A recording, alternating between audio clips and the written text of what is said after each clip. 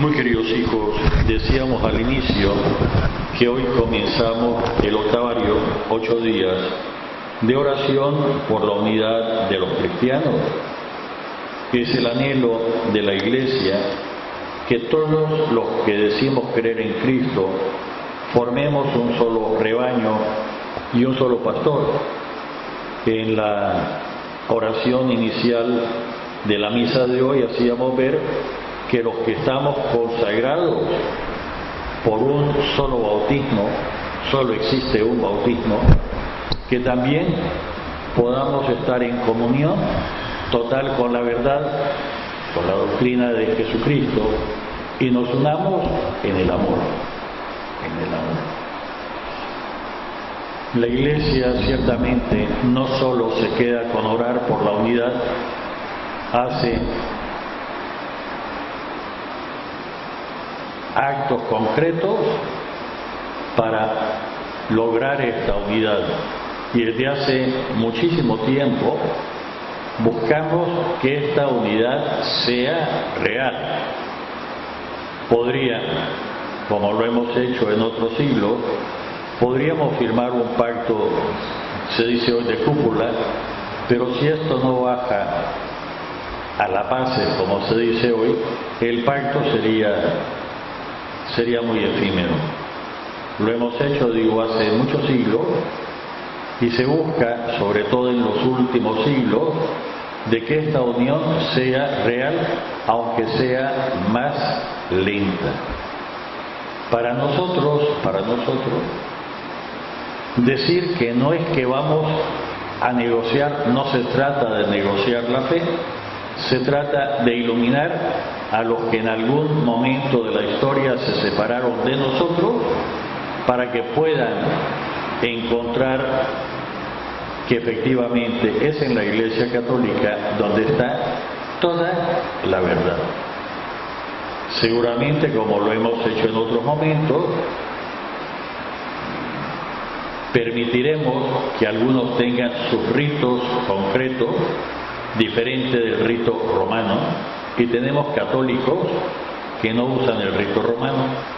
Estoy pensando ahorita el rito ambrosiano de Milán, el que se conserva en alguna parte de España llamado mozárabe, o estoy pensando en el copto o en el melquita católico. De hecho, básicamente nosotros tenemos dos códigos de derecho: el código de derecho canónico, que es para el rito romano, y el código o el libro de los códigos de los cánones para las iglesias orientales católicas. Nos separa el rito, la forma de celebrar los sacramentos, no la verdad de los sacramentos, y somos complementarios. Pues bien, hay que pedir que se unan.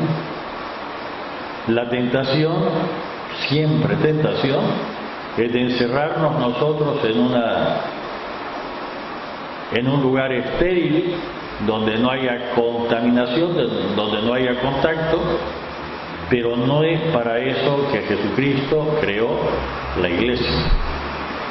Tampoco es la unidad para que alguno de nosotros salga a hacer sus experimentos, sino está enviado por el Espíritu de Jesucristo, y tiene como garantía de eso, que es el Espíritu de Dios, tiene el mandato de la autoridad competente de la Iglesia. Padre, ¿eso qué quiere decir? Que hay algunos curiosos que se meten a cultos no católicos, lo tenemos prohibido, o hay algunos que por su cuenta y riesgo hacen ciertas uniones, lo tenemos prohibido, porque al fin y al cabo, si alguien no está firme en la fe y si no mantiene la comunidad real con la Iglesia Católica, termina por contagiarse, infectarse, y deja esta verdad. Sigue dando problema en Nicaragua este grupo secta que se llama Los Hombres de Negocio del Evangelio Completo, Fraternidad, no es católica, no les es lícito a los católicos asistir a esas reuniones, porque al fin y al cabo van a quedar contagiados y van a perder lo específico de la Iglesia. Padres, a mí me parece que son buenos, que por su gusto muere, que lo entierren boca abajo. Hay muchísimo entre nuestros católicos de base y básicamente los evangélicos de base, hay muchísimo que se dice que más bien es falsedad.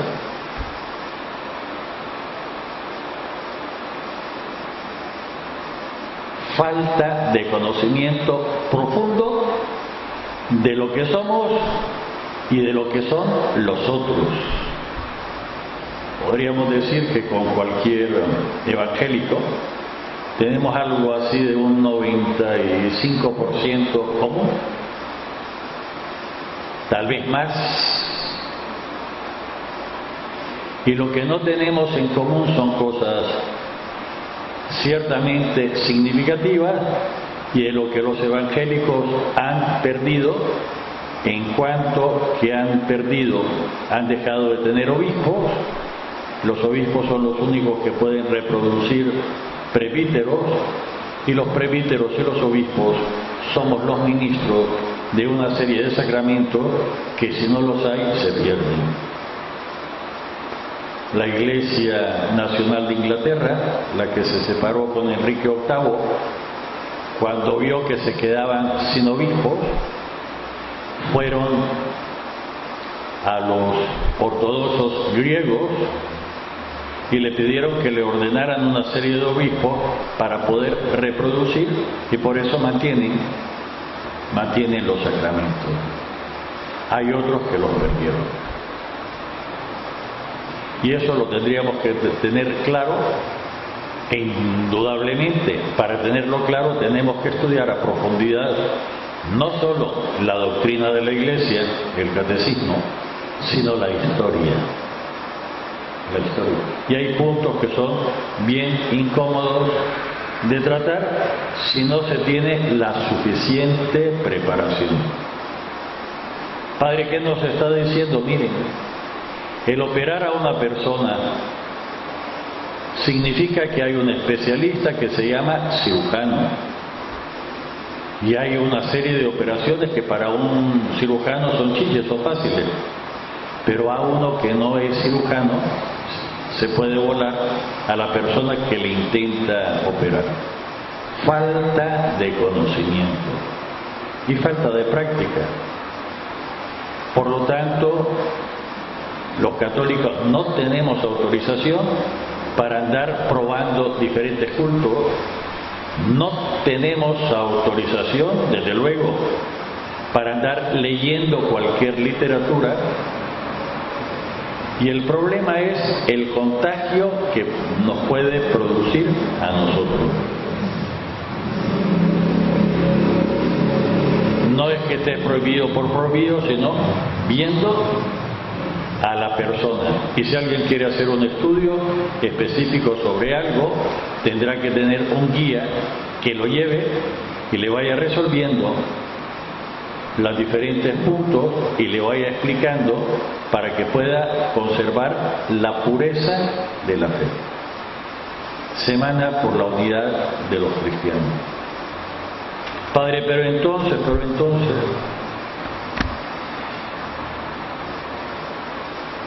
sí sería bueno que todos conociéramos más de las diferentes denominaciones cristianas, pero sin perder de punto de vista la doctrina. Y digo, algunas cosas son difíciles. Por eso en el mundo real, digamos el mundo civil, entendemos perfectamente que hay especialistas. Y si vamos a ver un médico general puede remitirnos a un especialista en el corazón, en los riñones, en la piel, y no nos extraña. Pero cuando tocan puntos de fe, pensamos No nos extraña que cuando vamos donde un ingeniero, un arquitecto, nos remita a un especialista en arquitectura, en ingeniería. Estoy pensando ahorita la ingeniería eléctrica, estoy pensando ahorita en ingeniería hidráulica, de cómo te hay que poner las llaves y el acceso del agua potable y el agua negra, y cómo tiene que ser el agua pluvial, cómo se trata. Si son cosas muy sencillas, pues, pero si son cosas muy especializadas, necesitan la ayuda de un especialista. Estoy pensando ahorita en el ingeniero o en el arquitecto paisajista. Y a nadie le extrañaría que si no es una casa de un piso, el arquitecto, aunque sea muy bueno, remita a un estructuralista. Es el que tiene que decir el tamaño, el grosor y especificar las columnas, las vigas, etc. No nos extraña, en la religión también tiene que ser, así no nos tendría que extrañar que si no es algo general, se nos remita también a un especialista dentro de la misma religión. Retomamos la reflexión sobre las lecturas de hoy. La primera lectura, para los que vienen a misa diariamente o van siguiendo el misal de los fieles, seguimos siguiendo el primer libro de Samuel.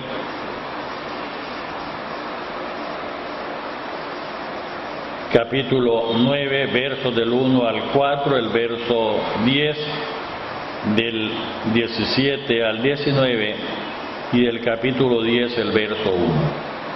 El pueblo le ha pedido a Samuel que les ponga un rey como tienen los demás. Viene en qué forma Dios le da el rey a Israel. Y cuando nosotros, llevados por no sé qué conocimiento, hacemos distinciones entre lo sagrado y lo profano, y habría mucho que hablar sobre eso. Miren por dónde. Resulta que al papá de Samuel se le perdieron unas mulas y manda al hijo a buscar las mulas, y el otro lo anda buscando por todo el territorio de Israel, y al fin se le ocurre, no lo dice expresamente el texto, pero está implícito, se le ocurre ir donde el vidente, donde Samuel, a que le adivine dónde están las mulas. Por otra parte, Dios le ha dicho a Samuel que va a estar en contacto con el nuevo rey de Israel. Y en el momento en que Saúl entra a la ciudad donde vive Samuel, Samuel está en la puerta, uno pregunta por el vidente, el otro le dice que soy yo, están un tiempo, lo invita, hospitalidad, a cenar, pasar la noche en la casa, y al día siguiente, después de que Dios le haya dicho a Samuel, este es el rey, toma el cuerno donde guardan el aceite con que básicamente es la misma tradición, pero algo diferente. Para nosotros es el crisma, que se consagra en la misa crismal. En Nicaragua el jueves santo por la mañana. Digo en Nicaragua porque en otro país me resultó extrañísimo que la misa crismal fue un martes. Me resultaba más que raro. Toma el aceite para consagrar, unge a Saúl y como signo le da un beso y le dice: sos el nuevo rey de Israel. ¿Qué tienen que ver unas mulas perdidas con la escogencia de rey? Buscar unas mulas perdidas, al fin y al cabo, podríamos decir, es prosaico.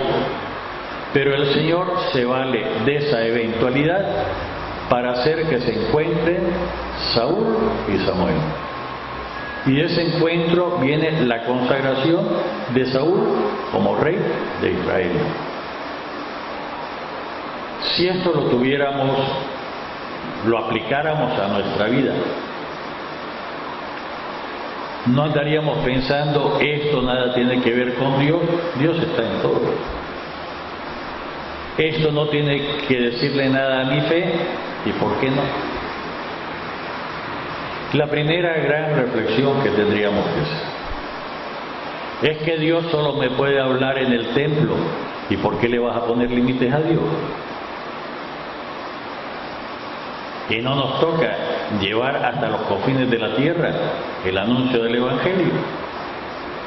Y no es que vamos a llenar la tierra de templos, desde luego que no. Es llevar la presencia del Señor hasta los confines del orbe.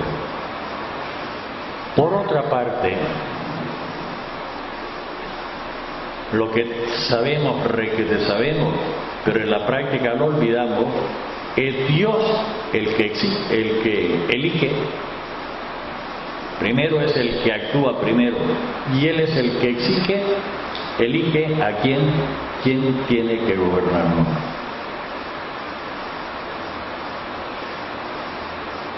Lo repito, el que elige al que tiene que gobernar es Dios. Y se refiere tanto al gobierno nacional, como al gobierno municipal, como al gobierno, como no, de una diócesis, de un templo. Es Dios.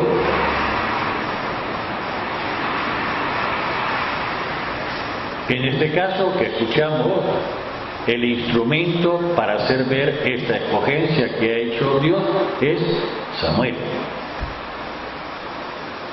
En nuestro caso de Nicaragua, concreto, del instrumento que deberíamos de ser para escoger al presidente, al que nos gobierne, somos nosotros con nuestro voto.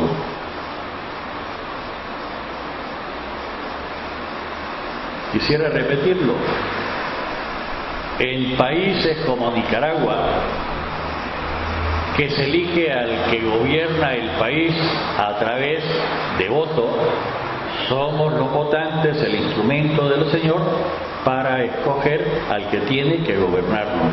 Por lo tanto, una reflexión que no puede faltar en el votante, además de oír la propaganda, de escuchar a los partidos políticos, es en la oración preguntarle al Señor, ¿quién querés que nos gobierne?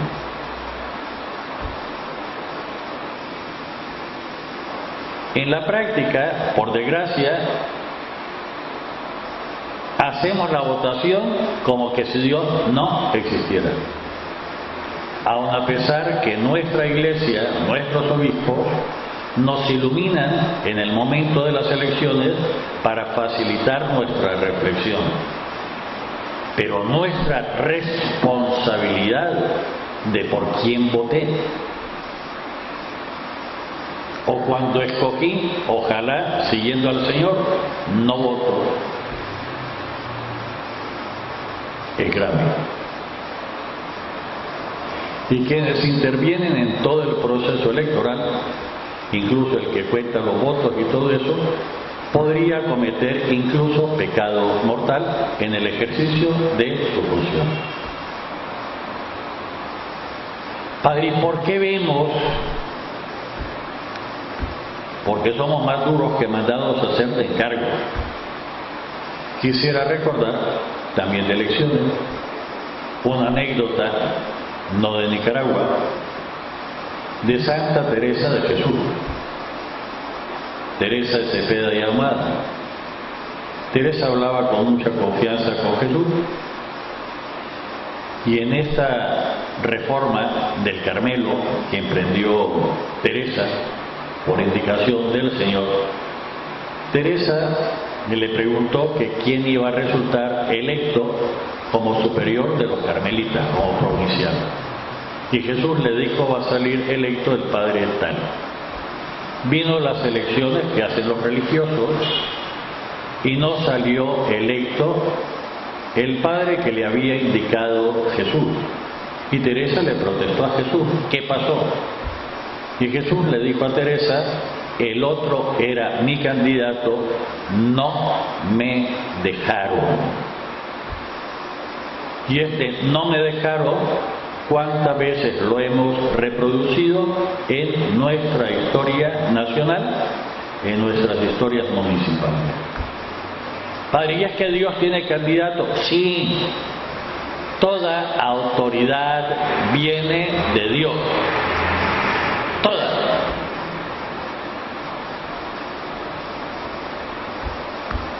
Por eso quien resulta electo, sea legítimamente, adquiere una responsabilidad especialísima frente a Dios de cómo ejercer la autoridad. Todo lo que escuchábamos en el Salmo responsorial. Que con mucha facilidad puede cometer incluso pecado mortal. Y si lo decimos, es el punto de reflexión sobre la autoridad nacional, el rey, presidente en nuestro caso, tendríamos que decir algo similar de cualquier elección y de cualquier autoridad. De cualquiera. Que puede ser, ¿cómo no?, en la junta directiva de una sociedad anónima, por quien se elige. Es por elección. Puede ser, ¿cómo no?, a quien contrato para ejercer una función.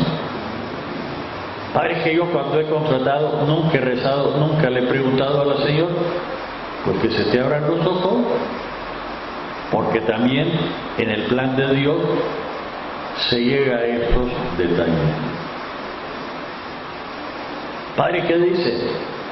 Hemos hablado en otro día de la jalencia, de con quién me caso, todo el libro de Tobías, de dónde, cómo, a quién escoger como novia, pues todo el tema de Tobías. Formación de la familia, pues saber que también en otras áreas de nuestro existir Dios tiene detalles dentro de su plan. Y si no lo sabía, y era tiempo que se me abrieran los ojos, y si no he tenido en cuenta al Señor, de a quién contratar, a quién delegar, a quién mandar, ya es tiempo que abramos los ojos y vayamos haciendo estas correcciones en nuestra vida práctica. Padre, pero entonces, a ver si nos damos cuenta que el ser cristiano es una forma de vivir que llena la totalidad de mi existencia y la totalidad de mi tiempo. Padre, y entonces, si no ha sido así, tiempo de convertirte. Ay, si el mundo fuese real, que realmente en el mundo pusiéramos a Dios primero y por delante y marcáramos, no solo de propaganda, que Jesús es la cabeza de todo. Dejamos la reflexión en este momento, ya hay materia para la oración, para la meditación personal. En el Evangelio de hoy precioso, la vocación de Mateo, relatado por San Marcos, que no fue testigo presencial, según se lo contaron a San Marcos. Capítulo 2, versos del 13 al 17.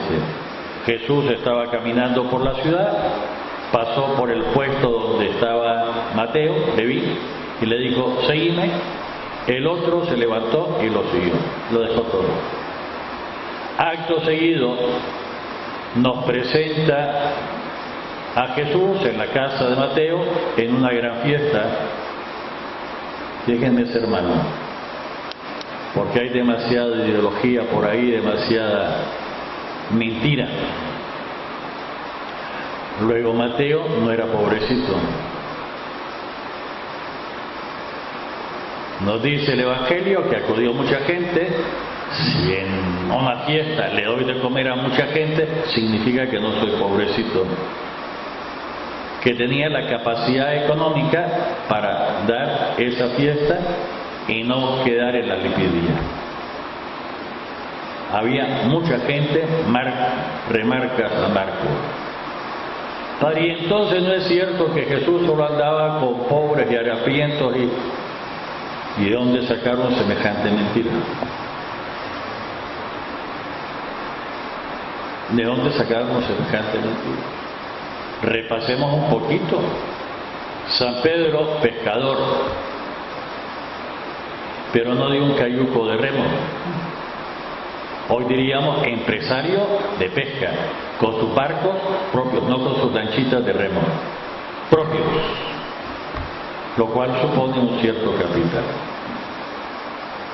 Padre, ¿y entonces por qué me dijeron? Yo no sé por qué te dijeron y no sé dónde hiciste volar tu imaginación. Padre, ¿y entonces el Señor quiere a los ricos? Dios mío, a ver si te vas dando cuenta que el amor de Dios no hace distinción. Padre, y entonces Dios no está contra los ricos, a ver si te das cuenta. Otra cosa es que los ricos económicamente estén más obligados que los pobres, sí. Y la opción preferencial por los pobres no es para que los pobres sigan siendo pobres, eso sería explotación y sería alienación, sino elevar los pobres para que dejen de ser pobres sociológicamente, económicamente hablando. Padre, y entonces sí, supone la educación, supone la promoción, supone el... Padre, pero es que es muy difícil, por eso Dios se pone de ese lado para ayudarlo, pero nos asocia a nosotros. Padre, ¿no sería mejor que volvieran a llover el maná y las codornices como... No, porque tampoco así eran fieles al Señor. Tiene que ser con nuestro trabajo, honrado, convirtiendo toda mi área de acción para que siga la voluntad del Señor. Pues bien, están en la fiesta, banquete, nada de sanguchito y de pie, y que nos dicen que algunos se sientan con Jesús. Qué raro. Ay Dios, qué raro que en una fiesta los que se creen más importantes busquen sentarse cerca del invitado principal, y aquel invitado principal es Jesús. Qué raro. Uno tendría que decir incluso de protocolo. Y comienza la murmuración, comienza la envidia. Porque hay que decirlo, en el fondo es la envidia. Y no tocan y no se lo preguntan directamente a Jesús, sino que escogen a los que son más débiles que Jesús, escogen a los seguidores, a los discípulos de Jesús, y van a atacarlo. ¿Por qué tu maestro se sienta a comer con publicanos y pecadores? Qué escándalo, cuándo se ha visto, si y comienza todo aquello que más o menos no sabemos de memoria, porque en estos 2000 años prácticamente no ha cambiado nada. Y no son los discípulos del Señor los que responden. Y está detrás de esta escena, cuando lo lleven a los tribunales y todos no se preocupen qué responder, el Espíritu Santo les va a indicar. Y está detrás de todo esto: yo estoy con ustedes todos los días hasta la consumación de los siglos. Es Jesús el que responde y se encarga. No son los sanos los que necesitan al médico, sino los que están enfermos. Y además, si a alguno le duele y a alguno, no he venido a llamar a los justos, sino a los pecadores. Padre, es que el Señor ahí lo dice con ironía. Claro que lo dice con ironía. El Señor, que es la palabra hecha carne, se asegura, váyase de que su mensaje llegue. Y si lo tiene que decir en forma irónica, lo dice en forma irónica. Y se lo dice para que el otro incluso retiemble en su interior, pues lo dice así.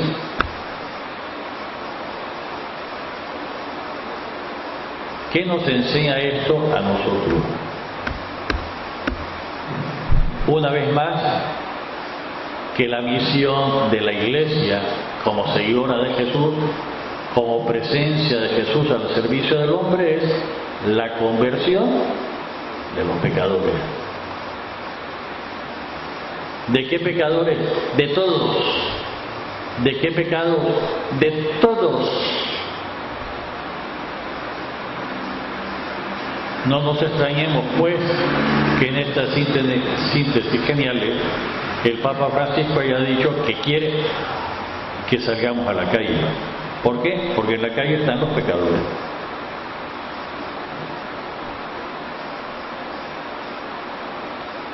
Yo voy a terminar con algo y me perdonen, porque, y espero que sea revolvente. Aquellos que en el año 2014 y en el año 2013, en nuestro día, hacen las mismas críticas que hacían los del partido de los fariseos, y por qué permite que se siente al lado de él, o por qué está al lado de fulano de tal. Más claro, los que se comen al señor cardenal Obando, porque aparece muchas veces al lado de Daniel Ortega. Si no fuera el cardenal Obando, fuera Jesús de Nazaret, dirían las mismas cosas. Y Jesús seguiría diciendo lo mismo. Vengo a llamar no a los justos, sino a los que necesitan conversión. Padre, y entonces,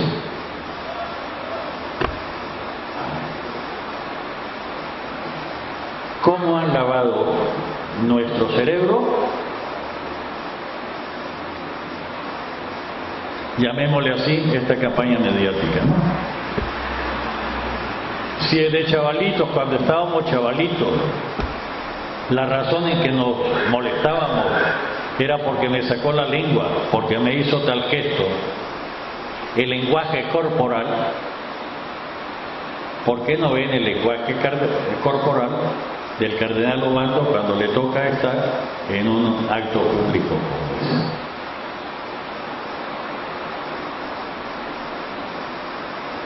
Lenguaje corporal.